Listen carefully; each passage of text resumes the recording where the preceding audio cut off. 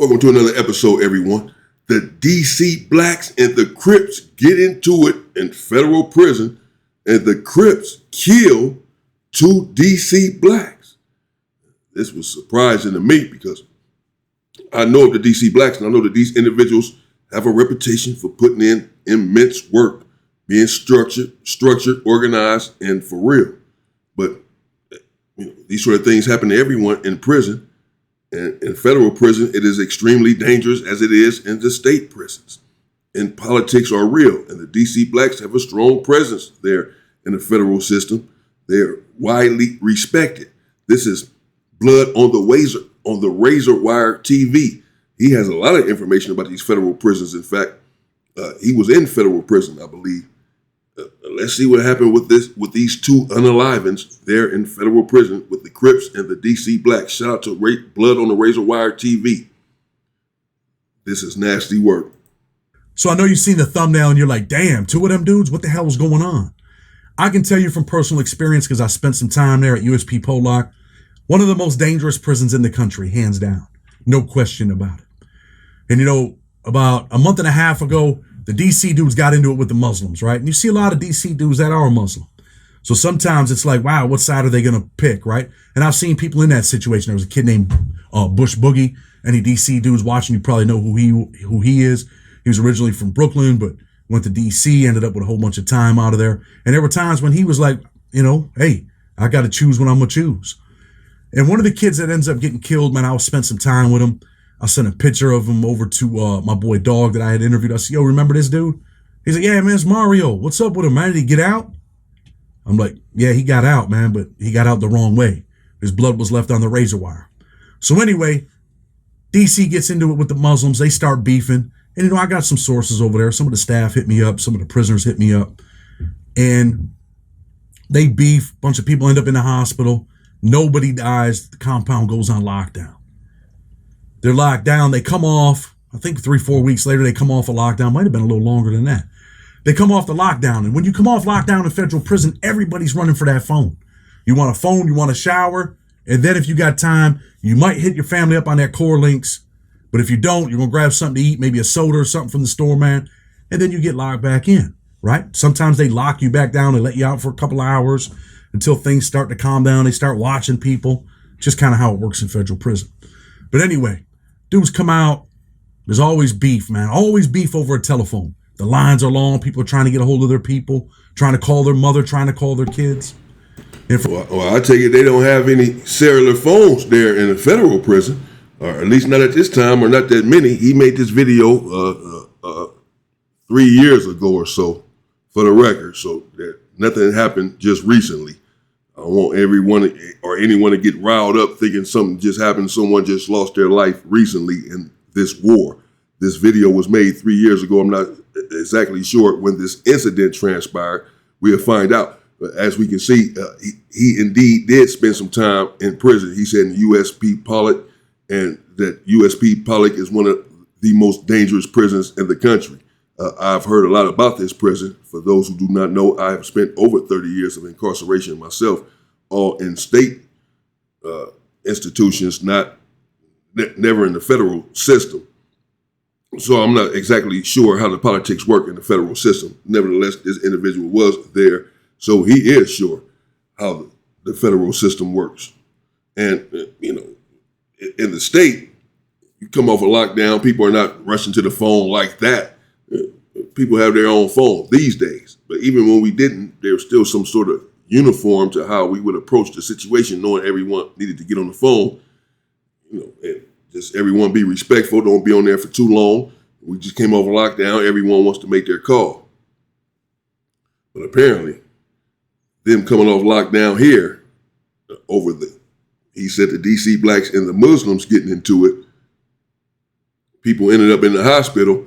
But nevertheless, they did not, no one lost their life. But now they went on lockdown 3 or 4 weeks, perhaps longer, as he alluded to. And now they're off lockdown and everyone is lined up. He says long line to get on the phone. Apparently nobody was able to make a call while they were on this lockdown. So apparently this is how something else now kicks off over this phone. Someone loses their life. From what I heard from a reliable source, a couple of them, Mario gets into it with a Crip kid from, I believe, the Midwest. And I also heard that this kid just gave back a bunch of his time. He was waiting to go back to court, I believe. They get into it over the phone. And, Mario was a really good dude, man. And the DC dudes will tell you, man, we ain't got no shot caller. But wherever you go, there's always like elders in the DC car, dudes that you can talk to, dudes that you can deal with. When there's a real issue, those are the dudes that are going to speak up. And a lot of the young homies get in line when people like Miyamai or Love or Mario are like, yo, this is what it is. And, we had an issue before. And, Mario was one of the people that kind of like took care of it, made sure it didn't go too far. We had a little beef where one of the DC dudes snatched the stamps from my boy Dog. We had a poker table over there. He took off with them. They eventually got some of that money back and they sent the kid up top because they knew he was wrong. A lot of people talk shit about DC dudes, but there are a lot of good men from DC. And those dudes, like the people I just mentioned, Mario and Love and Miyamai, all them cats, they were the type of dudes that respected men. Men respect men. Well, yeah, you certainly have to respect one another as men, particularly in prison. Respect is the number one thing. I don't care what system you're in, federal system, if you're in juvenile hall, CYA, whatever the case, county jail, and even it is magnified in prison that everyone must show respect. So is this true, though, that the DC blacks have no shot caller, that they proudly profess not to have a shot caller? I'm always leery of gangs or organizations or entities that do not have a hierarchy, because oftentimes the individuals then run wild and do whatever they want to do without repercussions or without fear of repercussion, because they have no shot callers, if you will, or no individuals who they look up to and respond to. That's always a dangerous situation. Is that the case with the DC blacks? I know of some individuals that are DC blacks that they seem to have some sort of seniority, but I don't know their structure or their politics, and I guess I don't need to know. So anyway, they get in this beef over the telephone, and Mario puts his hands on the kid, man. Puts his hands on the Crip kid, and I heard he smashed him, beat him up a little bit. And Mario was known for that, Any DC dudes watching that know Mario, anybody that's been in prison with him, he put that knockout on you at times. Put your lights out. He was a big dude, man. And he didn't play no games. So he ends up beating up the kid. The kid comes back, gets a knife, gets the up on him, stabs Mario, and Mario dies. He lost his life. Blood on the razor wire right there. Gone. Forever gone. And Mario was in prison, and I want this to be a teachable moment, right? Mario was in prison for something that I always say, man, if it ain't worth killing you over, it ain't worth arguing over, right? And, I can read a little bit of this for you. At the January 4th, 1993 hearing on this motion, Detective Jerome Siddick testified. On November 15th, 1991, he had been called to investigate a homicide at 1319 Park Road. He arrived on the scene at about 6:30 or 6:35 p.m. and remained there for approximately 1 hour to 1 hour and 15 minutes. According to Detective Siddick, witnesses at the scene said that at about 6:15 p.m., a man had accused people on the block of stealing his bicycle and had threatened to shoot up all of Park Road until he got the bicycle back. The man brandished what witnesses believed to be a 9mm handgun and then began to fire randomly into passing vehicles on Park Road. Next, he walked over to Renee Best, who was seated on the front step of 1319 Park Road, and fired 2 rounds at Best, striking and killing him. This was an unusual shooting, Siddick said, because Best offered no resistance.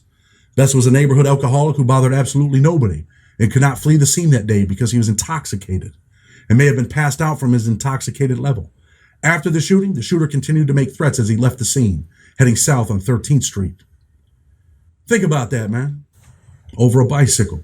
Bicycle gets stolen when we're young. We make young decisions, right? Yeah, that's beyond being young. That's dumb. Young is one thing, but we can't excuse everything for our youth. I made many mistakes in my youth, and I do blame some of that on my youth. I had not matured yet, as many of us, in these situations. So, of course, youth has something to do with it. But nevertheless, we know at certain ages what's right and what's wrong. And we know that taking someone's life and shooting at someone over a bicycle that they probably did not have anything to do with, or even if they did take it, is wrong. that person can never come back. He can right the wrong for taking your bicycle, and he can get another bicycle. And this person could not flee because he was intoxicated. You out here picking on individuals who are alcoholics and all of this and taking their life. They're still people too. They're still human beings too. Who was this? Mario that did this? Was this Mario, the big guy with the knockout punch who beat up the kid over the phone? And the kid came back and stabbed him up, not implying that he had it coming. I'm assuming this is who he's talking about since he started telling this story. We make erratic decisions. So over a bicycle, man, this man ended up going to prison. I think he spent from 1991 to 2022 where he dies. Man, this man spent 30 years in prison? 30 years in prison because someone stole his bike. And he's just like, yo, I'm about to take it out on, I'm not playing no games. And you know, when you talk about DC dudes, young DC dudes being wild, I guess Mario was a wild dude. But let's talk a little bit more about him. Let's talk about Pollock. I have been taught life lessons by men doing life sentences. I've been a victim, and I've been an assailant. Back in the mid-2000s, USP Pollock was like being in Vietnam. There were more than a dozen murders in 18 months. And they averaged dozens of stabbings a month. Everything happens here. Once upon a time, 2 convicts attacking a third in the middle of the softball field. One had a lock on a belt. The other was brandishing the weapon of choice of all prisoners, a bone crusher. When the SEALs ran to break it up, the attackers shifted their attention from their mark to his saviors. This happens often behind these walls of gloom. On another occasion, the prisoner had wanted to do a food strike. The prisoners came together and said, you know what? We're going against the administration. They were eventually locked down. And once they were locked down, the prisoners ordered everybody not to take their brown paper bags that had our lunch in them. One of the white prisoners had no food in his cell, so he took his bag when it was thrust into his food slot. He accepted it gladly. He ate his bologna and cheese sandwiches and then his apple. Little did he know it would be the last one he would ever eat. Once the doors were unlocked, he was beat by 2 other prisoners for violating both convict code and the order. With only a few months left on his sentence, his blood would be left here on the razor wire. Yeah, that's a cold way to go out, but that's how it is once an order is issued that everyone needs to stand on this situation here.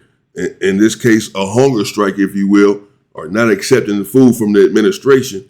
I've been through these hunger strikes, and if anyone does not abide by it, you may not want any part of it. Like, man, I don't got nothing to do with this. I'm going home in a few months. He had a few months to go home. It doesn't matter. You're going to have to be a part of it, or you should not be on the main line. You should be in protective custody or something. If you're going to be in general population, you're going to be expected to partake in all of these protests. If and when you do not, then yeah, it can indeed cost you your life as it cost him his life. USP Pollock is a place where many prisoners do not want to go. Many, when they hear that this place will be their destination, shaking their... Look at those damn knives. Damn, man. Hell no, I don't want to go there either. He said that it was 12 homicides in 18 months. That's a lot. That's a lot. That's a lot of deaths from being unalive in 18 months. That's a lot. Close to one a month, nearly. And these weapons, when they have this rust on them, that rust is poison. Once it enters your body, and that rust, that poison on these knives enter your bloodstream, then you're in trouble just from that, much less the stab wound itself. Prison issue Jackie Chan's. Once inside R&D, some choose to check in. Others choose to enter the halls of desperation. I once seen a man lay on the floor in the holding cell and refuse to come out when the cops called his name. Eventually, they would drag him from the cell by his hands and feet as he screamed and yelled like a caught zebra on the African plains in distress. On that same day, I would watch 4 or 5 young Texas syndicate gang members beat an old man when they discovered he was a paisa. Just seconds before that beating began, another paisa would walk out of the cell into the hands of the police, letting them know that he was not safe here. The old man was left to fend for himself. The young paisa recognized that he was in the waters with sharks. Even escapes happen here. On April 5th, 2006, Richard Lee McNary escaped from USP Pollock. He was working in Unicor, where he repaired old, torn mailbags. He held this position for several months, during which time he plotted his escape. He would escape by constructing an escape pod, which included a breathing tube and burying it under a pile of outgoing mailbags. At approximately 9:45 a.m., prison staff placed the mailbags on a pallet, transported it to a nearby warehouse outside the prison's perimeter fence, and went for lunch. While they were enjoying their lunch, McNair would then cut himself out of the pod and escape at 11 o'clock a.m.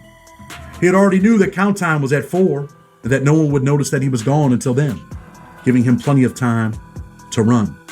Run, Forrest, run. After a year-long manhunt, he would be captured in New Brunswick, Canada. He had been highlighted on America's Most Wanted on numerous occasions. Since McNair had previously escaped from a county jail and a state prison in North Dakota, once he was caught, they classified him as a high escape risk and transferred him to the U.S. Penitentiary, Florence, ADX.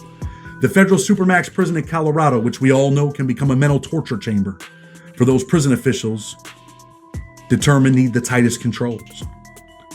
On November 2007, William Anthony Pollock was stabbed to death with a shank during an altercation with another prisoner, identified as Sean Wayne Williams.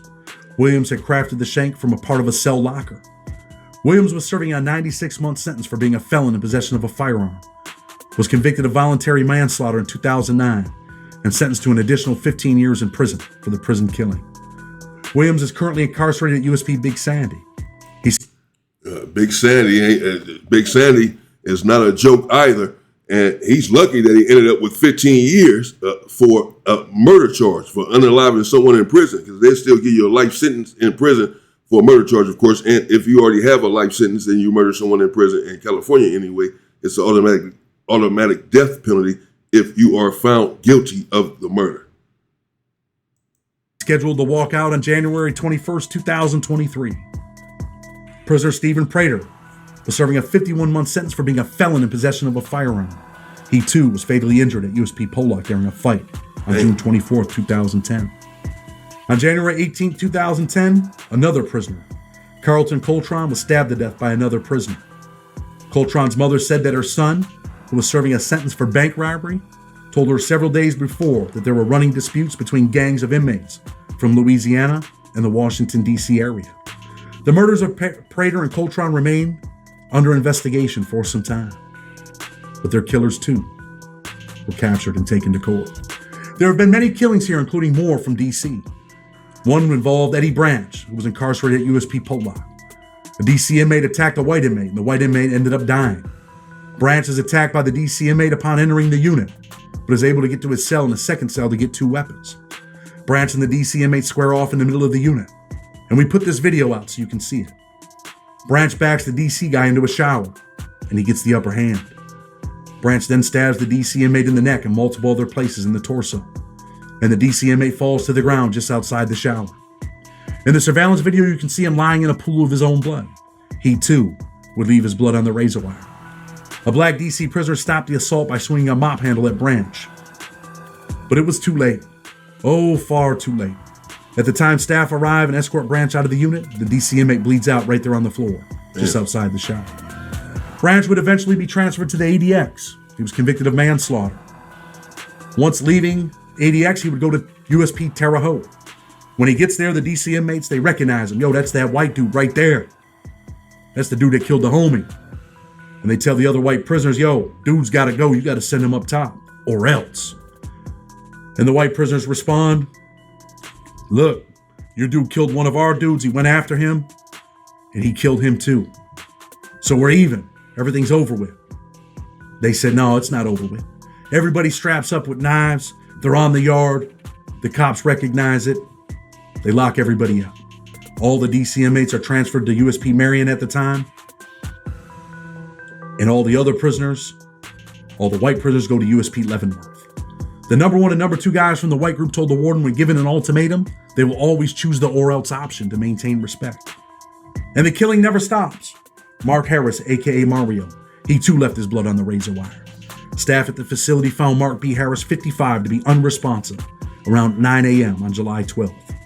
This was Mario. Emergency medical services were requested and Harris was transported to a local hospital for life-threatening injuries. He was pronounced dead by hospital staff. Jeez. Then again, on July... That's a lot of violence. That's a lot of death going on in that prison. USP Pollock I'm going to have to do some more investigation about USP Pollock. I've heard about the prison. I still don't understand the politics there, the gangs that are there, but clearly the gangs that are there and the politics that are there are very serious. The DC blacks are clearly very serious as well. As we can see, these individuals are getting into many wars, and some of them are losing their lives, but they are also taking lives. 30th, 2022, just before 3 o'clock p.m., they were going at it again. They had been off lockdown for 5 or 6 days at USP Pollock. And then again, it was the DC guys fighting the Crip dudes and some of their homeboys. And on that fateful day, at approximately 3 o'clock p.m., the stabbing started. And that's where another DC prisoner, Lionel Stoddard, was transferred to a local hospital for life-threatening injuries after he too was stabbed. He was pronounced deceased by hospital staff. Damn. A second and third inmate were medically assessed and treated at the facility, while a fourth inmate was transported to a local hospital for further medical assessment and treatment. Mr. Stoddard was only 39 years old when he left his blood on the razor wire, sentenced out of DC to 732 months for conspiracy to participate in a racketeering influence corrupt organization, conspiracy to commit offenses against the United States, armed bank robbery, aiding and abetting, using a firearm during a crime of violence, unlawful possession of a firearm by a person convicted of a crime, and attempted possession with intent to distribute cocaine. He had been in custody at USP Pollock since February 12, 2021. USP Pollock, a house of horrors, a dangerous place. This man had only been there a little more than a year. 39 years old, his life is forever gone. Blood left on the razor wire. And that's USP Pollock. You know, I know from personal experience, I know what it's like to pull up there. You're on the bus, you're handcuffed, you're shackled, and you know in your mind, like you've heard all the stories about USP Pollock. Dangerous place, people are dying. You heard the stories about the white dude who had killed the DC dude because the DC dude had killed the white dude. And you're thinking in your mind on this bus like, wow, this is it, man. I made it to this place, a house of horrors, a place of danger. You're like, man, my life could end right here. And then you walk in and you can just feel it, man. It's gloomy. It's like the lights are dim. They're dimmer than other prisons. You walk in there and you know, man, look, this is where you're at. You're in USP Pollock. Like I said, you know, when I went there on the bus, the kid. Yeah, he just sounds like he is describing, you know, infamous prisons in California, like Soledad, Folsom, you know, these days Pelican Bay and such. These prisons, San Quentin, they were like that dark, big, gloomy, and it's just extremely dangerous. I was just watching a documentary the other night on San Quentin from 1976. I'm just fascinated by all of this stuff myself. I didn't bring it to the channel or nothing, but I was just watching it in my own time, you know, just tripping off of it. And from 1976, it was like an hour long, and many individuals were dying back then, were getting killed, as they are now. Prison is extremely dangerous, no matter what era and no matter what prison. Things have calmed down some these days with everyone going to protective custody, PC, and 50-50 and all of this. But many prisons are still extreme, and they always will be. They will always be dangerous. The only remedy is to stay free. You find yourself in there, you are risking your life. That's just the bottom line. There was a kid from the Midwest. I think he was from Chicago. He was laying on the floor. He's like, man, I ain't going out there. They're calling his name. Smith, whatever his name was, Johnson, Smith, whatever. He's laying there and he's not answering the cops. And the cops are like, damn, man, is this dude? Damn, why I got to be Johnson or Smith? Johnson, Smith, or whatever. What do you mean? Which one is it? Or neither one? We have other names other than Johnson or Smith. Brad. Actually, his name is Chad. Chad? Fuck. Shout out to you, though. Even on the bus, they start doing a little count, and they're like, hey, they're looking at his bed book, his picture. They're like, oh, come on. He's just laying there, like, and they had to drag him out. He was that scared that he wouldn't even stand up. He was that scared. And then the other thing with the Pisces that day, you know, the young dude recognized, man, these dudes are probably TSs. We got a beef. He didn't have a chance to tell the old man, like, yo, we got to get out of here. He was like, man, I'm about to save myself first, right? Self-preservation. And Pollock is definitely a dangerous place. It's popping. And like I said, man, Mario was a good dude. In prison, he was a good dude. I know he made some drastic decisions when he was young. And, let that be an example, too. That this man ended up with a life sentence over, getting pissed off. Someone stole. He made some drastic decisions when he was older as well. The one decision to beat on the one dude over the phone. According to this individual himself, they were getting into it over the phone. They were fresh off of a lockdown. Everyone wanted to use the phone. And somehow he got into a fight with an individual over the phone. And according to him, won the fight, beat him up or whatever. Yeah, and this sort of stuff happens all of the time. Even on the street, you beat someone up, beat someone down, embarrass someone in front of a bunch of individuals, a bunch of other people, women, whatever. These individuals are liable to go and get a weapon and come back and attempt to take your life. And in some situations, be successful with that. And when you're talking about prison, where everything is based on respect and reputation, if someone is embarrassed, humiliated in front of others because they're beat down, stomped out, teeth knocked out, and there's a chance that this individual will come back seeking redemption. You have to be prepared and ready. And apparently Mario was not, unfortunately. Rest in peace to him. We see what he was in there for. Taking a life over a bicycle, apparently, and over someone who he probably thought that this individual's life was not worth living because he was an alcoholic, whatever. But his life was worth living. His life did mean something, just like yours did. And it's unfortunate that everyone involved lost their life. There are many killings here at USP Pollock. I did not know that. And they have all of these different kind of Crips there. These are not Crips from LA. These are Crips from all over the place, apparently. And the DC blacks have their own situation, their own car. And some of these situations are going at it with these Crips. And going at it with the Aryan Brotherhood. I know the DC blacks are known for that. Going at it, I covered one of the wars or something that they had, the DC blacks and the Aryan Brotherhood. And they go at it all of the time. And DC blacks certainly have been known to hold their own in these situations. So, they certainly have my respect. Shout out to the DC blacks and the Crips. Shout out to Blood on the Razor Wire TV. It may not have been Johnson or Jones or whatever the hell you said, Chad, Brad. Let me know what you think in the comments. Very dangerous situation there. I did not know. I'm going to get into USP Pollock some more myself. I need to find out the politics there and these individuals that he just explained that have lost their life there over the years with apparently some brutal stabbings, some brutal gang wars. Wow. The federal prison system is just as violent and deadly and dangerous as the state system, apparently. Who knew? Stay safe and stay free. Stay free. Fuck the hell out of there. Stay free. Woo.